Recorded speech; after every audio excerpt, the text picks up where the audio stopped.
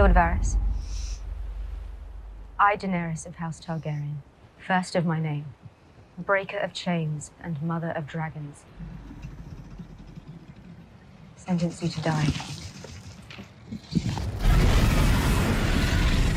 Most people remember the dragonfire, the hillside, and the death sentence that finished Varys. But almost nobody noticed what he did just before it. In the final seconds of his life, Varys quietly burned the letter he was writing. And somewhere in that same sequence, he removed 2 of his rings and put them in a cup. No explanation, no acknowledgement, just 2 very small and very deliberate actions from a man who had survived the Red Keep, Robert's Rebellion, Aerys the Mad King, and Littlefinger.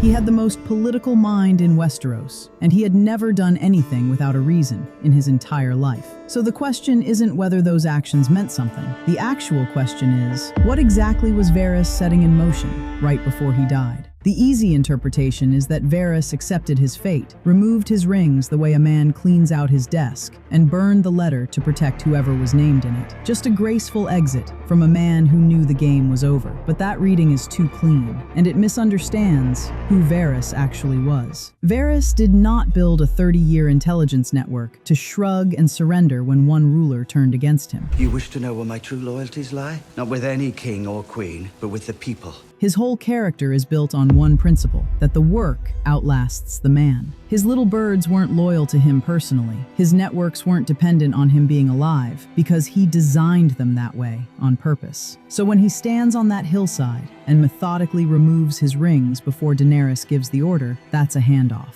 not a resignation. The thing that makes those rings so interesting is that they weren't just decorations. Varys wore rings on almost every finger throughout the series. And given who he was, the idea that he was simply wearing them as accessories is almost insulting. The man operated through layers, so everything he wore, said, and carried served a function. In the books, Varys is described as using physical objects as part of his communication systems, where letters were always sealed in specific ways, and objects were always left in specific places. His little birds, the children he trained as informants, were taught to recognize signs and symbols as well, not just written words. He called us his little birds.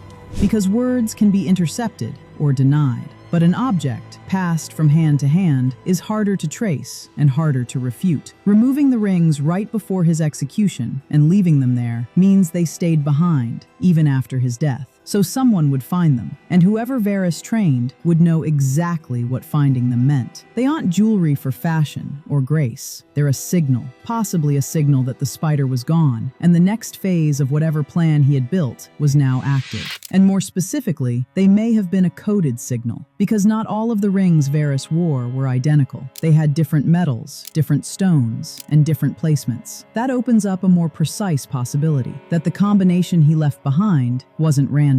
It could have functioned like a key, like a way for his network to interpret not just that he was gone, but how he was gone, and what that meant going forward. In intelligence work, details like that matter. One missing ring, one specific arrangement, or even the absence of one piece can completely change the meaning of a message. So instead of a simple signal, the rings may have carried layered instructions, something that only his little birds, or close operatives, would understand without a single word being written down. And the letter is where it gets uncomfortable, because we see Varys writing before he's arrested, and we know from the scene that the letter concerns Jon Snow's true identity. The Targaryen claim he believed made Jon the right ruler, not Daenerys. We also know from context that he was trying to get that information out to multiple people before Daenerys could stop it. But that letter gets burned, and on the surface, that looks like the information died with it. But Varys had been sending ravens for some time before that. The show strongly implies that at least some letters got out. The one we see burned may have been the last attempt, the one that didn't make it. Or it may have been burned deliberately because it had already served its purpose, as a decoy, a way of drawing suspicion to one message, while others were already in transit. When Tyrion confronts him just before his arrest, "You've been making inquiries about Jon's true parentage with the Northern Lords." Varys doesn't deny it. Instead, he says, calmly, "Doesn't it frighten you? The things she's willing to do." That's not the response response of a man who got caught. That's the response of a man who knew this moment was coming and had already moved his pieces off the board. And here is how both actions are tied together. Varys wasn't actually burning evidence. He was closing a loop. The letter that burns is the last visible piece of his communication chain, the piece that could be found, seized, and used against the people he was trying to protect. And by burning it, in a moment where its destruction could be confirmed, he removed that specific thread. The rings, which were removed and left behind, replaced it, but not with written words, with an object, something physical that his remaining network would recognize and respond to without requiring any written instruction. It's a pivot from one form of communication to another, from paper to an object which can be pocketed, carried across a continent, and placed in the right hands weeks later. Varys understood something that most of the characters around him didn't. The danger isn't dying. The danger is dying before the message gets through. The execution doesn't scare him. Dying with unfinished business does. And here, the theory goes somewhere that most people don't. What if Varys wanted to be caught? Not in a suicidal way, but in the way a chess player sacrifices a piece. If his arrest confirmed to his network that Daenerys had crossed a line, by executing a man who had served the realm for decades for the crime of disagreeing with her, then his death becomes evidence, a proof of what he had been trying to warn everyone about. In the books, Varys kills Kevan Lannister and Pycelle with a clear explanation. He needs chaos to continue, because a stable Lannister regime would crush Aegon's chances. He isn't above using death, including the deaths of people he had worked alongside for years, as a political instrument, so he would never waste his own. A Varys who goes quietly to execution, leaving his rings behind for his network, and a burned letter that draws attention away from the ravens already in flight, that is the Varys who got something out of his own death. So what was Varys actually doing in that moment?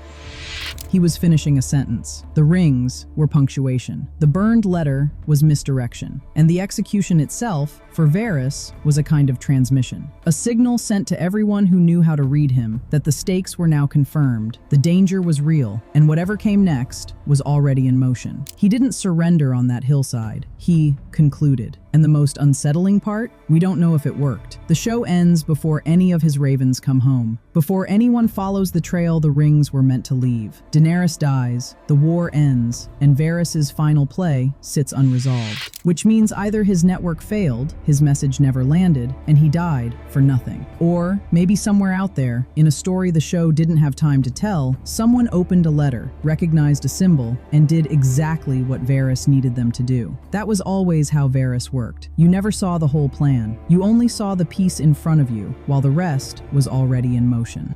For years, you showed up, you watched, you commented, you dug deeper with us. That's what built the Story Chamber, and that's exactly what's going to build PlotCorn. Same people, same obsession, just a bigger stage. We're not starting over, we're picking up where we left off. So if you've been here from the beginning, thank you. And if you're just finding us, welcome. Either way, you're right on time. This is PlotCorn, and there's always more to the story.